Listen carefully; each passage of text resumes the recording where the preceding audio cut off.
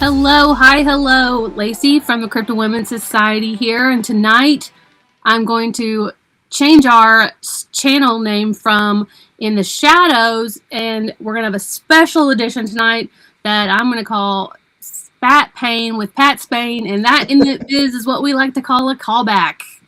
Thank you very much. Thank you. I like it. Tonight's guest is a fascinating figure who has spent his career exploring the line between science and the unknown. Pat Spain is a marine biologist, television host, adventurer, and cryptozoologist who's investigated everything from lake monsters and sea serpents to some of the world's most enduring mysteries. His work has taken him across the globe in search of answers, but unlike many people drawn to the unexplained, Pat approaches these stories with both curiosity and scientific rigor. And we're excited to dive into the strange waters where folklore, eyewitness accounts, and biology meet. Does that sound pretty accurate? I like it a lot. That was great. So for anybody who's not familiar, what is it? I might steal some of that. That's awesome. It's yours. Take it. So for anybody who's unfamiliar with your work, how do you describe what you do? So a lot of weird stuff is what I like to say. I have a lot of different jobs. So I officially work in biotech. That's what pays the bills. Yep. And then I also write and film, and I'm a TV host. I travel. I'm an adventurer. I'm a cryptozoologist. I'm a marine biologist. Kind of anything you can think of that involves wildlife and the chance at getting injured, I'm going to be there. Yes, you do. Like some of the things that you do are so scary, and in like your old show and stuff. Like some of the stuff, you are brave. And speaking of author, like I have one of your books here that I picked up from you at CryptidCon. I am a sea serpent. Like sea monsters are my favorite of all the cryptid species, and so like I'm a sucker for anything about a sea serpent. That is my nerdiest book, I'd say. I love it. I really get to geek out in it because I went to school for marine bio. That's kind of my bread and butter. That's what I know the best. So in that book, I really get to just go off on all of the weirdest stuff you can find in the weirdest place on Earth, which is the deep ocean. There's so much down there that we don't still know what's down there. There could be crazy stuff down there. Even some of the stuff that we do know down there is crazy. I was just talking to my kids tonight. So when we eat dinner, we like to play a game called Animal Questions. So we either try to guess the animal, like I'll give them the first letter and then we go through all these questions, or I just ask them random facts. And we got talking about the deep ocean and glass sponges. And it was just so fascinating to me. They're one of the longest lived animals. There's some that they think are over 15,000 years old. Wow. Just amazing. I'm going to steal that game because I am 20 questioned and I spied out. Like that's my 10-year-old's favorites. No, Animal Questions is a great one, and there's a lot of material to work with. So I know that you have been into marine biology basically forever. Yes. But did that come first, or did like the weird stuff and the adventure side of you come first? So I look at them as one and the same. Definitely marine bio was the foot in the door. I grew up in upstate New York, so not around an ocean. Where are you from in upstate New York? Just outside of Albany, a little town called Wine-and-Skill. I lived in Watertown, like way up near Fort Jones. Oh, yeah. No, Watertown's right, like a couple towns over, right by Troy. Yeah. Oh, that's awesome. That is. I don't miss those winters at all. Nope. The worst. Yeah. Yes. Yeah. No, I like it the hottest and most humid that it can possibly be. Well, that's where I live. Like it's been over 100 for the last week. We've been in a crazy heat wave. It's been like that in Massachusetts. Oh, yikes. Yeah, it's been wild. But I love it. It's not that unusual here, but for Massachusetts, that sounds not great for the planet. I feel like if you live in New England, you can only complain about one type of weather, and I have chosen to complain about the winter. So I will take anything else that we get. That's fair. Here, it's the humidity that gets you. Yeah. And see, I love it, because if I go outside for a bike ride, I'm going to be like absolutely drenched in sweat within the first 5 minutes, and then I feel like I'm actually getting a workout. That's a really... I'm gonna use that outlook from now on. Just doing anything, just like getting the mail. Yeah, it feels good. It's like getting all those toxins out. Yeah, I'm into it. I did something. So I grew up upstate New York, nothing around the ocean, but we'd go to Seabrook, New Hampshire every year. My parents have been going there since the 50s, and it was my favorite week of the year was going there. It was just fascinated by all things in the ocean. I went to the Boston Aquarium when I was like 5 or 6, and I said to my parents, I'm going to work there one day, and I did. It was awesome. That's cool. And I love the stuff that I couldn't get answers to. So when I was growing up, it was things about the giant squid. No one had, recorded one we'd never seen a live one, but there were all these myths and legends about them. The coelacanth, the oarfish, all of these crazy deep things. When I was growing up, there had only been like either 3 or 4 megamouth sharks ever seen. Now we've seen about 10 of them or so, but still just incredible stuff down there. And that got me into just the weirder parts of biology. And I realized that there were so many answers that we didn't know yet. There were so many things that teachers couldn't tell me and books couldn't tell me, so I wanted to find out for myself. So marine bio was kind of a natural fit. And my first internship when I was 16, I lived in a barn up in Maine. Yeah, it was wild. Lived by myself in a barn in Maine, taught myself. I had to learn how to cook. I had to learn how to grocery shop, how to do laundry. I was very unprepared. I was very, I forgot to eat for like a day. It was ridiculous. I had to mature pretty quick. But while I was up there, I found the first barracuda ever caught in Maine. Wow. So in my first internship, I was like, all right, there's a lot out there. There are things left to find. That's a way to put yourself on the map, like to be the first one to catch this thing that's ever been seen there. It was as cool. A teenager. It made it into a textbook. Yeah, that's awesome. That's a claim to fame. Yeah. So was there one mystery or one creature that was like the very first thing that really hooked you, like that made you be like, okay, was it the giant squid? Giant squid, absolutely. Yeah. Because at the time, we hadn't even heard of the colossal squid yet. So it was just the giant squid, Architeuthis ducks, and I read everything I could on it, which was not much. Yeah. There was very little information. Even now, is there that much out there comparatively to on? Now there is quite a bit more. It's still a very, very mysterious animal, but we've seen a few of them now. They've gotten a lot more carcasses. They've done some, this guy Steve O'Shea has done some really amazing work on them. There's a few other cephalopod biologists that have written some incredible papers. But yeah, at the time, it was just a complete black hole. Yeah, and that's really, in the grand scheme of science, wasn't that long ago. And that's so much has changed in that small window of what we know about that one animal. Absolutely. Yeah, and now we know there are things that are even bigger. Yeah. And we're still finding more and more. I think there are still large cephalopods left to be found too. My kids want to know if you think that what do you think could be living in the Mariana Trench, and do you think that it's possible a megalodon is still living in the Mariana Trench like in the movie? So I think that there are likely undiscovered shark species and undiscovered cephalopod species. I don't think that one of them is going to be megalodon. Do you think they're giant though, living that far? Giant comparatively, not megalodon giant, but giant squid like giant. Great white. No, I don't think so. I think that a shark is a really hard one to have that large. The Greenland shark kind of defies all the odds, right? The Greenland shark is really, really big. It lives for a very, very long time, hundreds of years. But it's called a sleeper shark. It's essentially basically asleep. It isn't, but it's not very active. It's not a megalodon. It's not a great white. It's not something that's swimming fast and going after large prey like seals and sea lions and things. It's eating just kind of what it happens to bump into in the frigid waters where it lives. So something like a sleeper shark is entirely possible. Some fast-moving animal that would require a lot of energy and a really fast metabolism is a lot harder to sell. Well, that's unfortunately. Sorry. Because I am not venturing into the ocean, I also would like to think that there could be the megalodons still in the Mariana Trench. I only want it in the Mariana Trench, though, because I don't want to think that it could be close enough to us. Yeah. And we're not going down there anytime soon. So I'm probably not going anywhere past, waist deep out there. Oh, man. Getting to go down in a sub 1,000 feet was one of the coolest things I've ever done in my life. Have you read this book called The Lock? The Lock. I have not. I've been to Loch Ness, though. That's my dream. Beautiful. I want to go. It's by Steve Alton. Okay. It's an interesting. It's a little bit older, I think, but I just started reading it this summer. It's an interesting take on Loch Ness. It's obviously a fictional book, but it's based in science, so it takes a lot of The science has been done both in the loch and also in marine biology, and like and they go down in a sub.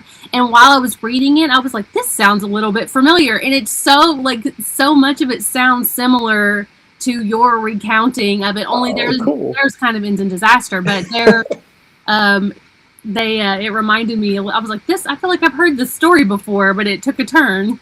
Oh, that's very cool. Yeah, Loch Ness is gorgeous. You should absolutely go there. It's I would love to. Some of the best food and drinks that I've had ever. Sure. And Scotland's just beautiful all around. Just everywhere you go. And the people are super nice. And that's what I've heard. Yeah, it's awesome. It's on the bucket list for sure. Maybe when my kids get a little bit older, enough to be able to appreciate it, that's somewhere I'd like to take them. So the drinking age is more of a recommendation there, if that helps. So as a scientist, how do you keep an open mind without letting it become an anything goes type of mindset? Yeah, so I try to keep things just rooted in reality. So I think that when we talk about, interdimensional beings that are, leaping in and out of reality, I think it's interesting, but I'm not really diving into that because I just don't see a basis for that. I'm not a physicist. I'm not a quantum physicist. I'm fascinated by it. I'm interested to learn more about it, but it's just, I don't know enough to rule it in or to rule it out. So I kind of don't really think about it very much. So somebody asked me a similar question at an event that I did last week, and I said something similar, only I said, my brain can't process that big idea of jumping timelines and dimensions, so I can only process the biological side of it. Yeah. I took a theoretical physics class in grad school and was so far out of my depth that I was like, this is not my field. And I love it. I think it's really interesting. It's so interesting. Yeah, but it's tough to wrap your head around. Like I like things that I can hold and that can bite me. That's about where I don't want to be bitten, but I at least want to have a ground zero to start from and be like, this thing could exist or could have existed at some point on our planet that we also live in. Yeah, and that's how I kind of tie it all back. So when I'm thinking about cryptozoology and I'm thinking about these animals, I'm looking at what we know about biology and what's possible in biology. So talking about a giant insect, for instance. My daughter wants to be an entomologist. I've got a tank of Luna moth caterpillars right next to me right now. Oh, that's awesome. 25 little, well, not little, they're big Luna moth caterpillars. So we talk bugs in here a lot. And my daughter is very upset that there aren't still the giant dragonflies flying around. I get it. And that would be really cool, but that's not possible. It would have to be a completely different physiology. They'd have to have a different way to breathe than all modern insects, or than any insect that we ever know has existed. So that's kind of where, like, when people start talking about giant insects, I take that and I go, okay, so could they be seeing a bat and just interpreting this as something else? Could they be seeing some other animal and interpreting it as an insect? But an actual giant insect, I'm not able to go there because we just don't have any basis in that in biology. Yeah. So that's kind of what I look at. Like when people talk about the Mongolian death worm and they're like, oh, it shoots blood on it. And I'm like, well, yeah, horned lizards shoot blood. And like, well, it can electrocute you. Yeah, we've got electric eels, we've got torpedo rays, like we've got things that can do that. Yeah. So I kind of tie it all back with that. So I know that it took you a while to feel comfortable classifying yourself as a cryptozoologist. Yeah. What do you feel like is one of the biggest misconceptions that people have when they hear the term cryptozoologist? Yeah, so with me, it wasn't a hesitancy to be associated with cryptozoology, or it wasn't like a putting down of cryptozoology. It was the exact opposite. It was, I didn't feel that I'd earned that. So in my world, you went to school and got a degree, and that's what you were. So I am a marine biologist because I went to school for marine biology. I'm not an entomologist because I didn't go to school for entomology. And I was just putting cryptozoology in the same kind of thing. Well, I didn't go to school for cryptozoology, so I don't have a degree in this. I can't call myself that. And then I kind of had to be okay with there isn't a degree in cryptozoology. So I'm a biologist with a background in cultural anthropology. And that's where cryptozoology kind of clicked for me, is that really all that cryptozoology is biology with folklore mixed in. Yeah. And if you've got that, so I became very comfortable calling myself that, and Lauren Coleman helped me to just be embraced by the community, and I can't thank him enough for really being the first to kind of welcome me into the fold and telling me that it's okay to call myself this. It makes sense. And like, so when I went to grad school, I'm by day, I'm a medical coder. Like, I have a completely separate job. And then I learned that you could go to grad school. Guess I just always assumed that you had to continue on the track you were on with, like, it had to be a continuation of your other degrees.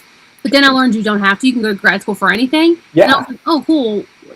Pre-pandemic, I played roller derby, but I had retired over the pandemic, and we moved out to the country. And so I was like, I'm not running into town for a hobby anymore. Maybe I'll go back to school and learn about something I just want to know about.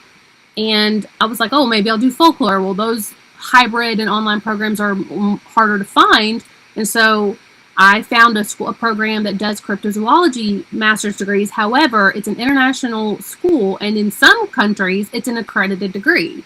But in America, it's still a fringe science. So you're doing the same amount of work, but it's, the degree is not accredited in America. And I was like, well, I really want to learn the information and just like really like fine-tune my research skills and my field research skills. And so I was like, I think I'm going to do this program, but I feel like I should also go do some. So I did historical anthropology at the same time and did them both. And so that is so cool. That's awesome. I wanted to learn about Appalachian folklore. So like I specialize in Appalachian folklore and cryptids, but I approach cryptids from a place of folklore of, were these things biological creatures that people saw what they said they saw? Mm-hmm. Were these stories that our ancestors made up as a way of understanding our world in ways that they could hold on to? Mm-hmm. And what is just a made up story? Or what's a misidentified animal? Or what's an extinct animal that, they were seeing that is just gone now? And so I love getting to like pick through that and figure out where those stories came from. That is awesome. That's really cool. Yeah, and I haven't caught our version of the barracuda yet, but maybe one day. What is the version of that in Appalachia? Well, we have, the cougars, the North American cougars. That's a hot button issue here because technically, scientifically, they're extinct. Mm-hmm. But I've never met a single person here that believes that. Yeah, no, they're around. They say the same thing about them in New England. They're around for sure. Not many. And I don't think they're here year round, but they make their way through. Yeah, and that's the one that somebody even brought me a video of, like, here in my town of one. It was far up on a ridgeline, but it looked like you could even see a deer in the video, and like size-wise, I was like, that is not a house cat. Like, no. And so they're out there, and I would say if you could catch one or get a clear photo of one, or something like that, that would be the version for us, I think. eDNA. Yeah. eDNA is the future. Yeah, it really is. It is. Yeah, we'll get there.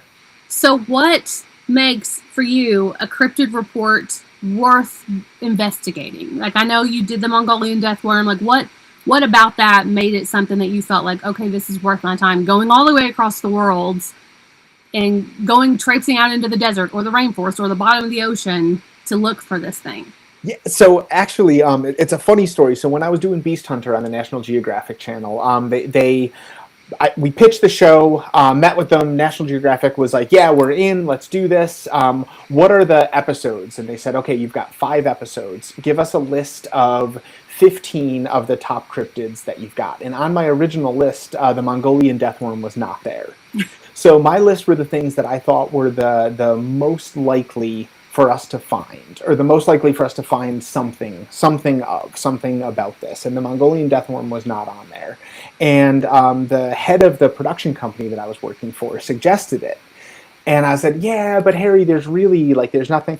And he started doing exactly what I do now, which I was like, come on, like it's this worm that, supposedly lives in the desert. He's like, have you ever been to the Gobi Desert? It's like, no, I haven't. He's like, all right, so you don't really know what the environment's like there. Like, all right, touche, that's fair. And I was like, but it electrocutes. And he's like an electric eel. Like, okay, yeah. It supposedly blows itself up. He's like a puffer fish. I'm like, all right, Okay, yeah, let's go after the Mongolian death worm. So really, what it came down to for the ultimate list was it was a combination of in the TV world, they want to get things that are not every episode is going to look the same, so they don't want every episode in a jungle. They didn't want us to do a lot of things in the same region that they had other programs in. So my 15, I would have been very happy to do any of these 15, and they ended up paring it down to the 5 based on what what they felt from a TV audience perspective they'd be looking at. But the 15 that I picked were based on what I thought would be most likely to find, or a really, really fascinating story that I thought hadn't been told in a way that left me feeling satisfied. Like Mokele and Bembe, I just hadn't seen told in a way that I thought was... I don't want to say that anything that I'd seen was disingenuous, but I didn't feel like it had satisfied my curiosity. A lot of them, I think, a lot of cryptid shows in general, not all of them, especially the farther we get into it becoming normalized and socially accepted, I think there are a lot more people approaching it from a scientific perspective. But I think a lot of them are very fantastical for the entertainment value. And so you get a lot of the Ghost Adventures type of reactions and like, oh, did you see that monster? And you don't really get a lot of scientific or biological information with it. So, and I haven't seen hardly any, I think, on that one. Like, it's not one that people cover often, probably because of its extremely remote location and very uncomfortable and dangerous environment, and politically unstable, and all of those. And my favorite with a lot of the shows, and I will never talk smack on any shows, like I think everybody does their own thing, it's all very different, but I love it when they're looking for a diurnal creature at night just to get the night footage of stuff, and I'm just like, I don't like, all right, cool, it's fun. Like, is this a nocturnal creature? No, the reports are usually at daytime, but but here's some really cool night vision stuff. And there's a place for everything, even if it's not like for entertainment value. You know, there's a place, everything has a place in the hierarchy of like TV, but if you're looking for that like itch to scratch about wanting to figure out what this thing really is or isn't, we're just now, I feel like, on the precipice of getting more of that in our as options to watch. So I feel like I already know this answer to this question a little bit, but in case our viewers don't, have you ever had a moment in the field where you thought, this story is going to sound crazy when I tell people? Every single time that I'm out there. there are always things that you can, as they're happening, I'm thinking about, oh my God, how am I going to tell my wife this? How am I going to tell? Not even about cryptids, just about just the wild things that happen to you while you're in the field. Yeah, what are my friends going to say when they either see this or they hear about this? Yeah, I mean, I think the craziest one, non-animal related. I mean, the animal stuff is always ridiculous. Like watching this guy, Simon, who's the cameraman for Bear Grylls.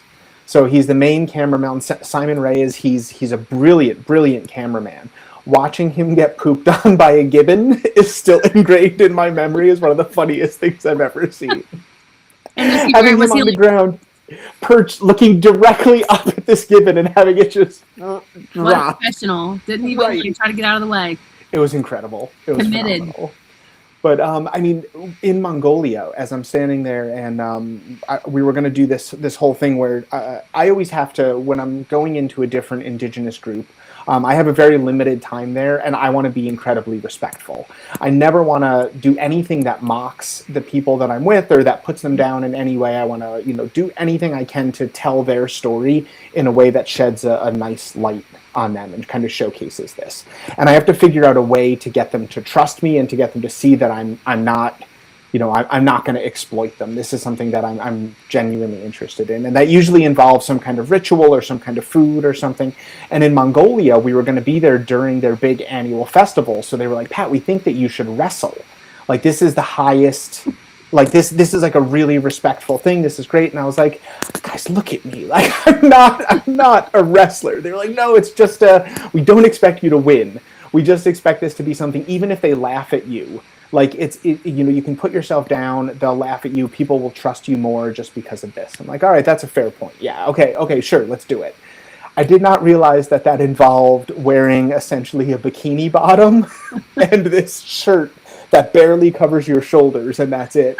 And then wrestling an enormous man who just threw me to the ground in like less than 3 seconds. And yeah. And did they get that response that you wanted out of it? Like, were they just really excited that you participated? Oh, they loved it. Loved it. I got so many laughs. So the first time, the whole thing is I go out there to wrestle, and I'm in a daze. Like nothing was happening that was supposed to. Like, they were supposed to let me get dressed and then give me like some training. I was going to have like an hour of training with this guy and then go out there and wrestle. Instead, this huge man, literally we did not speak each other's language. This guy who I had never seen before came over and picked me up like I was a child and threw me over his shoulder and walked into a tent and started ripping my clothes off. I was like, oh my God, is this supposed to happen? Is this?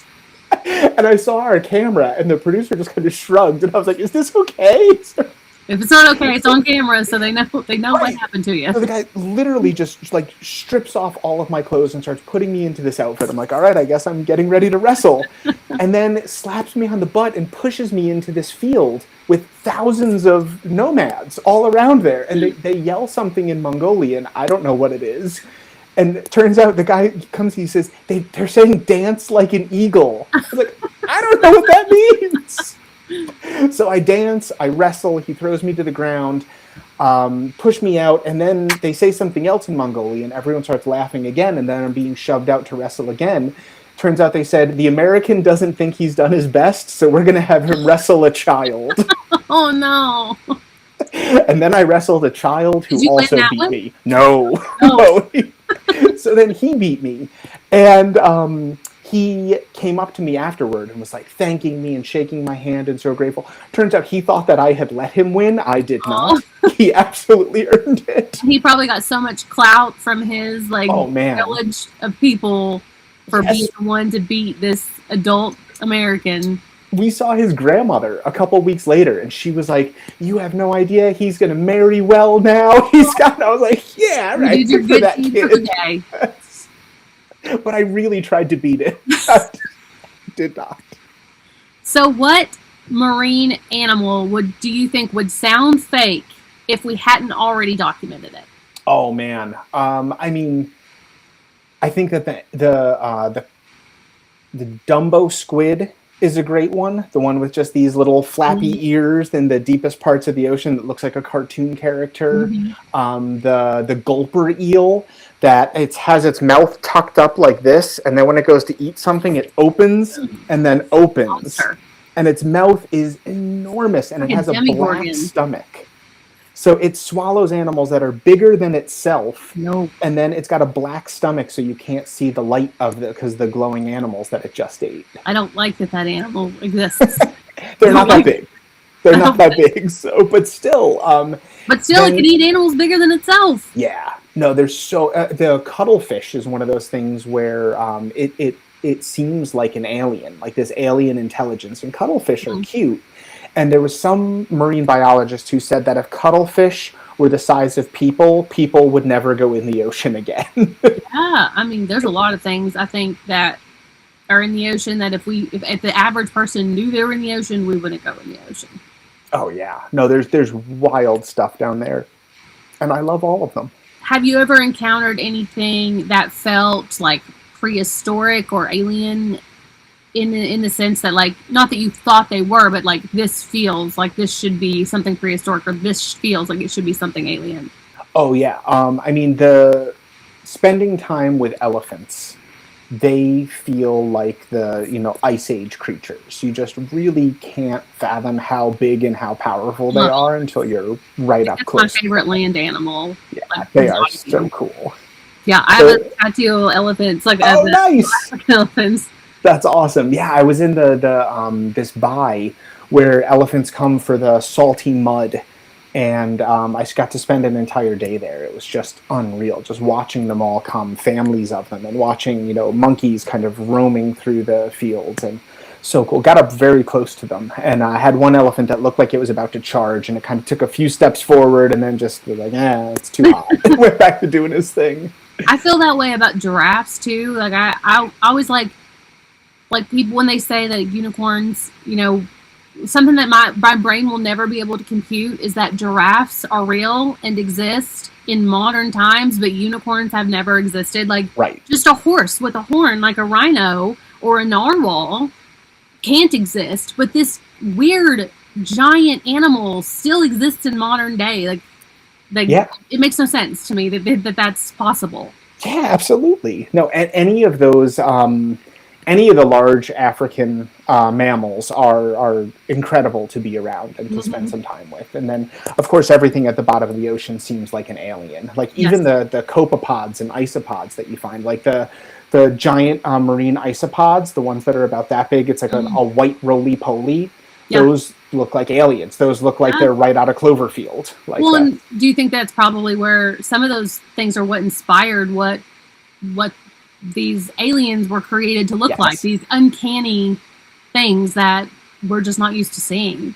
Yeah, that's one of the copepods that I forget what it's called now. They're tiny. They're only about that big, but they're little, like almost clear, and it looks like a little alien sitting inside of a spaceship with little hands on like controls. It's so weird. Yeah. So what do you think when people will report either now or in old-timey times when people are saying they see sea monsters? What do you think it is? What do you think the closest thing to a real-life sea monster? Is it a giant squid? Do you feel like there's something else out there that people could be seeing? I think there's definitely other things out there. But I mean, a sea monster is a very amorphous idea, right? So a giant squid is a sea monster. An oarfish is a sea monster. Yeah. These are huge like creatures that if you don't know what it is, it would look terrifying, and it would look it would look terrifying even if you know what it is. If you're on a boat and you see a giant squid, that is terrifying. Yeah, absolutely. A goblin shark whose jaws shoot out of its face and clamp down. That we just got the first video footage of a live one ever this year. How can things like that exist? Exactly. Deep ocean. Deep open ocean. It's so vast. There's so much of it, and it's such a harsh environment. And adapt traits that we just can't understand. Like we just can't imagine happening on an animal on land evolving and adapting into that trait. Yeah, and there's a few marine creatures that have like the extendable jaws that shoot out like that. I mean, even something like a bloodworm that you can hold. It shoots a proboscis out, and it'll.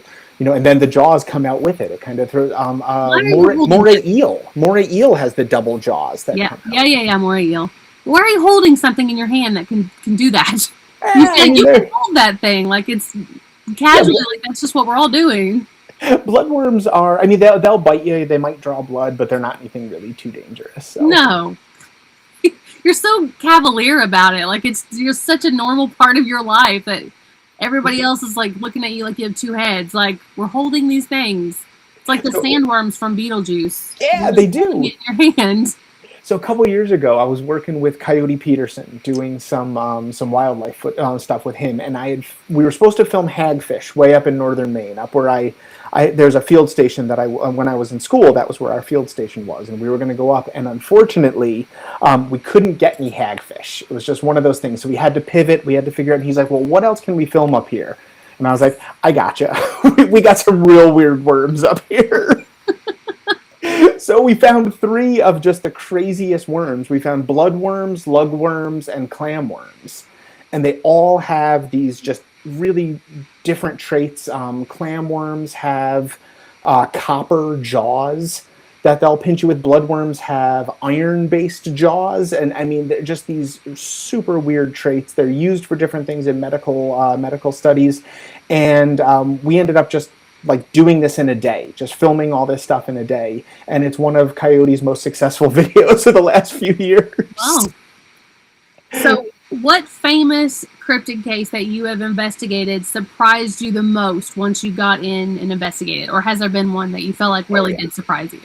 Orang-Pendek, I think, was the most surprising to me. So in my mind, I will say that I always keep an open mind. My mind, it's not that my mind was made up, But I went into the investigation thinking this is a fantastic story. It's a unique region of the world, but this is almost certainly mistaken identity for orangutans and gibbons. And I had this whole idea that I had said where, orangutans, when they get big and old, especially the males, they get these face plates that make them look really alien, and they actually get so big that they can't be in trees anymore. So they start spending more time on the ground, their hair gets really long, and it starts to naturally dread, and they just get they just look so freaky. They look like our image of some kind of spirit of the forest, some kind of like ancient... Yeah, like a Bigfoot almost. Yeah, and I was really thinking like this has to be what people are seeing. And gibbons, they run on the ground sometimes. They run really strangely. They're small. They have the kind of the gait that I had heard Orang Pendek described as, and they're one of the most nocturnal of the apes. And Orang Pendek is supposedly nocturnal. So I was like, all right, so we're going to go there. We're going to find this really cool story, but this is probably what it is. And then I got there and I was wrong. Every one of the eyewitnesses that we talked with knew orangs and gibbons really well. They saw them every day, unlike me. They knew a massive amount about all of these animals. They were farmers. They had to, because these animals, they were in constant interactions with them. Mm-hmm. They also did not describe the Orang Pendek as anything fantastic. It was nothing. In fact, most of them didn't want to talk to me about it because they wanted to talk to me about tigers. They thought tigers were the coolest thing in the world. And tigers are pretty cool, yeah. But they have all these spiritual properties with tigers. And they were like, why are you asking about Orang Pendek? It's just like, it's one of the animals that's in the forest. Like, why do you care? And the cavalier way that they were like, no, we've got orangutans, we've got gibbons, we've got Orang Pendeks. It was just like one of the things that's there. And they're like, yeah, there aren't as many of them now as there used to be, but they're definitely there. And all of the evidence that I found, all the descriptions, the translations had not been done correctly in the way that they were describing the hair, the fur, the gait, anything about it. I really found that this is almost certainly an animal that either is still there or was there very recently.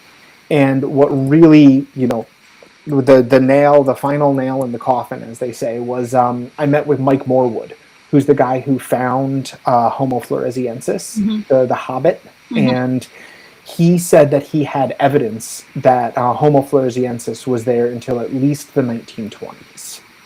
Yeah, I remember Dr. Jeff Meldrum, we talked about that. We talked about the hobbits, and I wrote my master's thesis on the belief and lore of the Appalachian Sasquatch. So when I got a chance to, I spoke with him like last summer, so not long before he passed, and we got, he's just like a wealth of knowledge, like, and at the tip of his thing, like he knows it so forwards and backwards, and and like the hobbits and the Orang Pendeks, like they're, I think, one of the best species that we still have that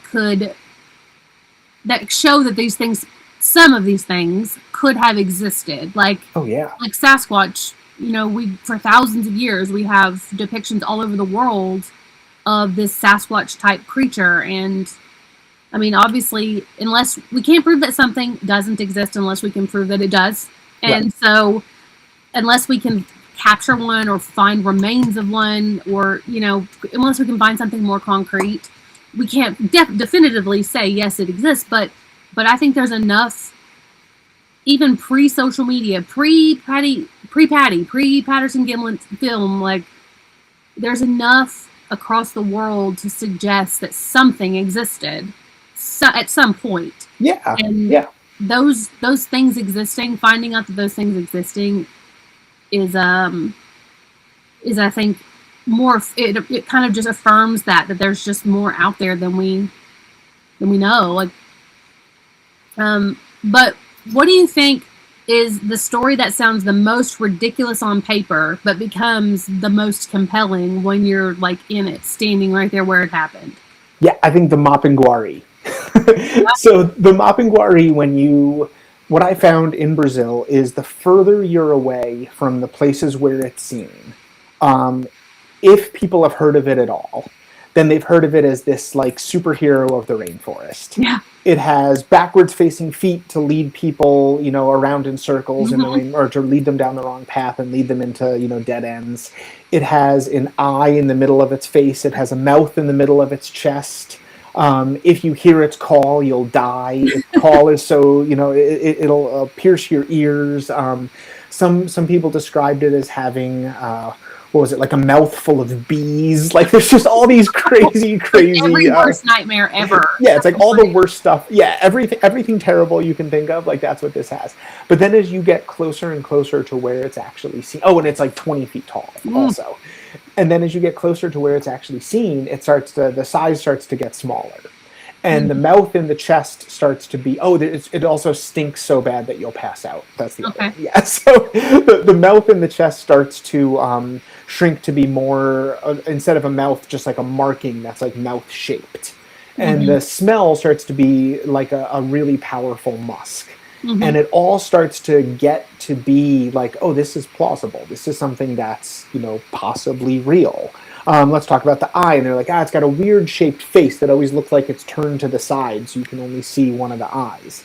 And so you're like all right. So buffalo or a goat, like where its eyes. It's like always kind of looking like, so it's like a giant anteater is kind of the way, like the weird, super weird, elongated.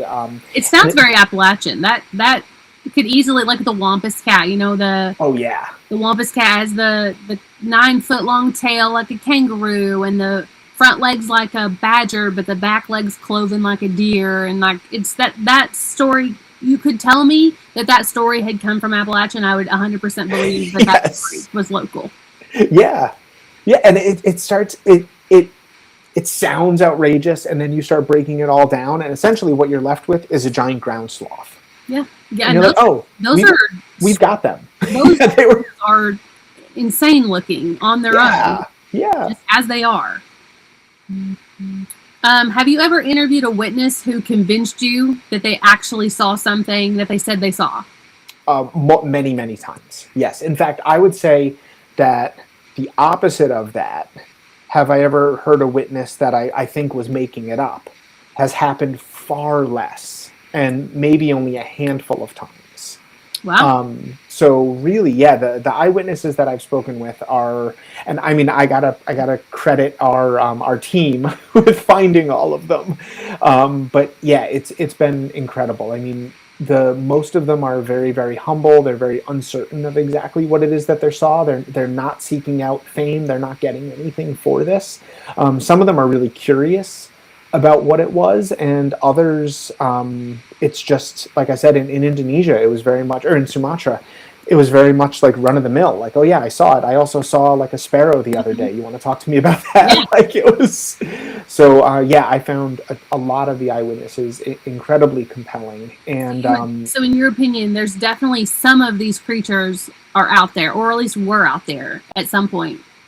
Yes, and I would also say that a lot of the eyewitnesses that I find the most compelling, they may have seen a common animal, and they're open to that. They're open to that fact. They may have seen a common animal or a combination of animals. Sometimes sea serpents. I've talked to people who absolutely saw something, and as I start describing like a moose swimming with maybe some ducks kind of behind it, I'll see them go, oh yeah, I guess that might have been it. Like, oh, thank you. That's really, and like they don't make it on the show, but I believe that they saw something, and they did. People like that too have more credibility. People that are willing to accept that maybe there is an answer to what they saw are more credible than people who are just shouting from the rooftops that they saw a monster. Maybe they did see a monster, but if they're open to analyzing it a little bit, that makes them a bit more credible. Oh, absolutely. I talked to one woman in the Cameroon. I think it was in Cameroon, where she was describing this animal, and she said it was the most terrifying thing she had ever seen. And she gave me the whole description of it, and she said it had burrowed under the roots of one of the trees outside their village, and a whole bunch of people got together, and they were going to try to kill it and try to pull it out, but she convinced them not to because thought that it was evil. And she was describing the animal, and I said, you saw an aardvark. Oh. And I was able to pull up and show her a picture of an aardvark, and she was like, oh my God, yes, that was it. She was like, yeah, like she was so psyched to It's have kind of a look found what into this was. these very remote people and populations that don't have social media and zoos at their Yeah, disposal on the internet. It's kind of a look into the past of what all I say that all the time here about in Appalachia, like when these stories first started being perpetuated, they couldn't just go to the zoo and see this exotic animal, so they had right. never seen this thing before. So it's an animal now that we all are very well, we are acquainted with it. We know what it is just when we see it. We're like, oh, that's a whatever. But back then they wouldn't have had a way to know that. So they see something that they don't recognize, and it's a monster. Yes. And it is kind of a peek into the past that way of getting to experience what people could have been experiencing before that. Yeah. Yeah. And I love to see where the story, like what's the, because these myths have persisted, right? Like you said, we have a vast history of a lot of these. So why have they persisted? What's the basis for this? Like what was the meaning behind this? What was the lesson that we could learn from this? What was the cultural significance of this? Or is it a real animal? Is it something that people are seeing? And I think both are fascinating. Yeah. So what do you think, if you were talking to someone like fresh into it and saying, I really want to investigate these things, what do you think that what would you tell them that they should pay attention to when it comes to folklore? Okay. So to pay attention to folklore, I think that it's look for details.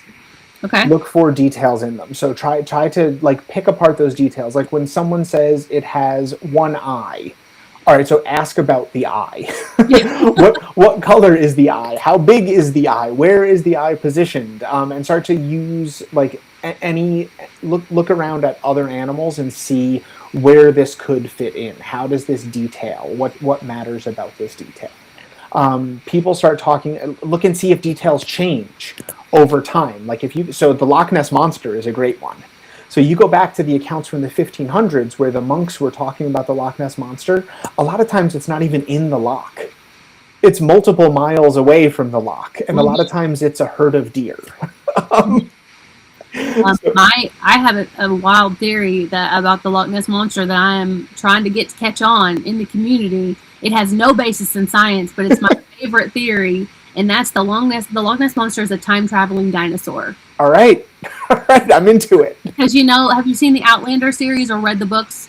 Or are familiar with it? I'm familiar with it, but I have not seen them. So she stumbles into this stone circle in Scotland, and it zaps her back in time. And in the books, it doesn't happen in the show, but in one of the books, she's at Loch Ness back in time, and she sees this basically a plesiosaur come up out of the water, and she makes eye contact with it. And it's like, oh, well, there's these stone circles all over Scotland. There could have been a stone circle where the loch is now before the loch was water. It was underwater, and this dinosaur just keeps floating in and out of it, and that's why we see it all throughout history, but it's not always there. And I was like, this is it. This is the one.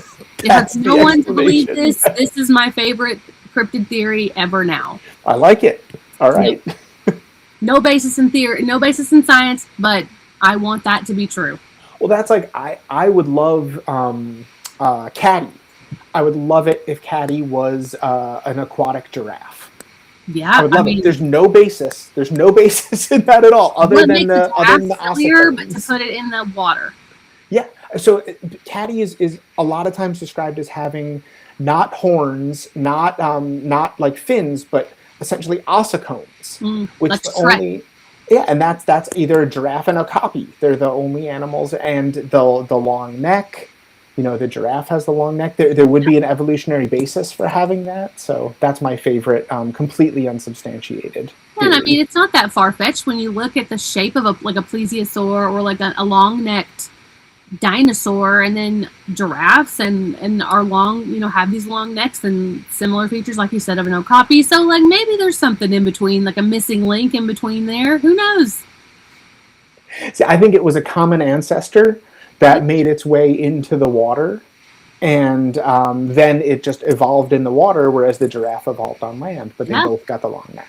I think that makes perfect sense. Totally unsubstantiated. That's what I'm going with, though. Yeah, I'm here for it. That's my favorite thing now, is to ask people what are their completely fabricated, not based in science theories that they love. That's my favorite thing to hear people.